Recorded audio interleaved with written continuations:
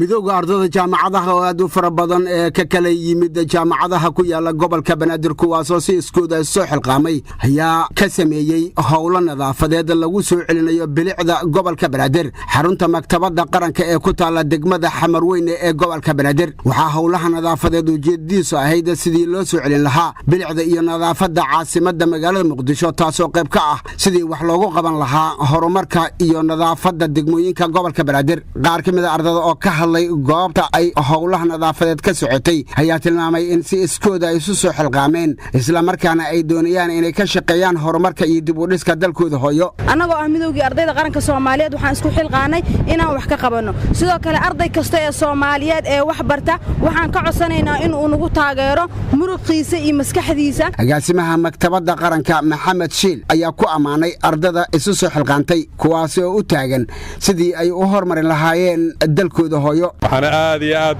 ugu mahadcelinayaa maanta dhalinyarada yaryar ee shaaniga quruxda badan dadaalka iyo juhdiga ay dhiibayaan bilic soo celinta maktabadii qaranka haddii arrinkaasi waxay tusaysaa sida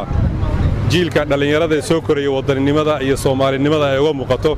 aad iyo aadna waan ugu celinayaa gudoomiyaha ardayda dhalinyarada Soomaaliyeed waxaan leeyahay mataqaanaa sharaf baad leedihiin dadaal fiican baad samayseen خير الله ينسيو gudoomiyaha degmada Xamarweyne ee gobolka Banaadir Umar Shariif Maya Jeeg ayaa ku booriyay ardayda Soomaaliyeed hawsha culus ay u hayaan dalkooda wuxuuna ku guubaabiyay in ay sii kordhiyaan howlaha lagu dardargelinayo horumarka dalka hal shay waa inaad ku fikirtaan dawladda waxay ku mashquulsan tahay jiritaanka iyo sumcaddii Soomaaliya inay soo celiso haddaan rabno inaan dhahno waxaan ka sugaynaa madaxweynaha jamhuuriyadda inaan dhahnahay ma dhisnaa oo aan dhahno ra'iisul wasaaraha ma dhisnaa barnaamijka waxaan idin sheegi lahaa waddankan annagaa iska leh